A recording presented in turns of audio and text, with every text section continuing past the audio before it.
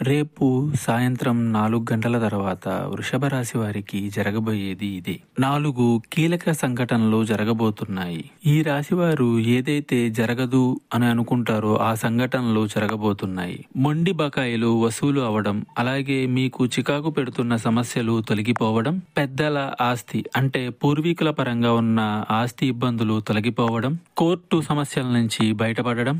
ఈ రోజుతో అన్ని సమస్యలకు సమాప్తం.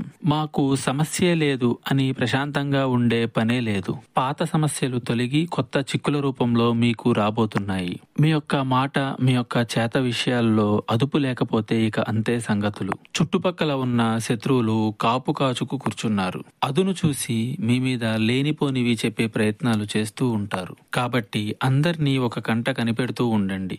ఇష్టదైవాన్ని ఆరాధించుకోండి. ఇంకా మీకు ఇతరత్ర ఇటువంటి సమస్యలు, సందేహాలు ఉన్నా ఒక్కసారి గురువు గారిని సంప్రదించండి.